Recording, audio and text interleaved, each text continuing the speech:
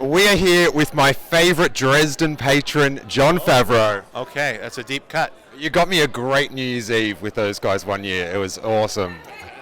Now, one of the things that's been sizzled in the Mandoverse is that there'll be a crossover, a conclusion, or a crossover event.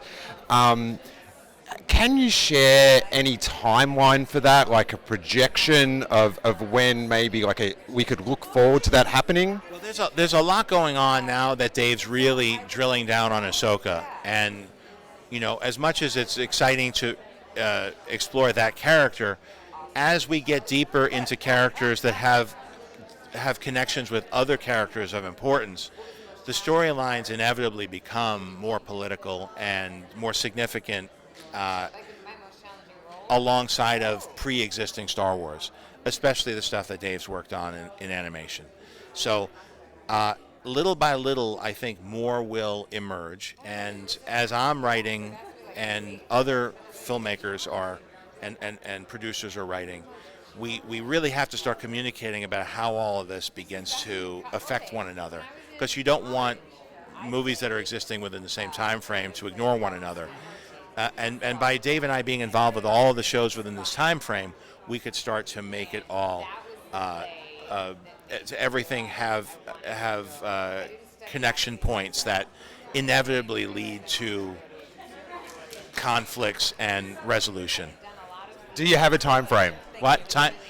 When, I think that's all to be discovered and explored. Well, I tried, guys. I tried. Before we discuss Jon Favrau's comments, I want to give a huge shout out to Zing Pop Culture and EB Games in Australia for their support of Steele Wars at this year's Star Wars celebration in Anaheim. We've got a lot more stuff to share, and check out their social media because they have a bunch of content too.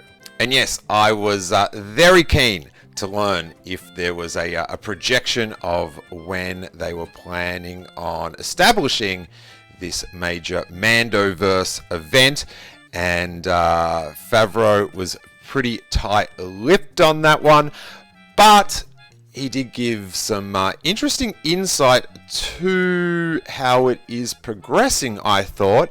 And if you take his words at face value, it seems like whilst they are leading to a crossover event, they're keeping it pretty malleable and seeing how the stories develop and seeing where the opportunities to have these crossovers come in as the story progresses. But what do you think? How long in your mental Star Wars fan timeline are you projecting until we see this big crossover event, and what sort of form will it take? Giancarlo Esposito, in an interview or two I've heard from the past couple of years, has made mention of The Mandalorian seasons 3 and 4 to find out the backstory of Moff Gideon. So I always had a 4-season concept of The Mandalorian. Do you think the big event will be at the end of that as another show, or will it be the conclusion? Will it go to the big screen or stay on Disney Plus? I'm pretty sure Favreau has stated that he's all about the streaming service and Disney Plus at the moment. And hey, I think him and Dave Filoni looking after that part of the timeline and directing all the stories within it is proving to have a pretty good return of results for the most part.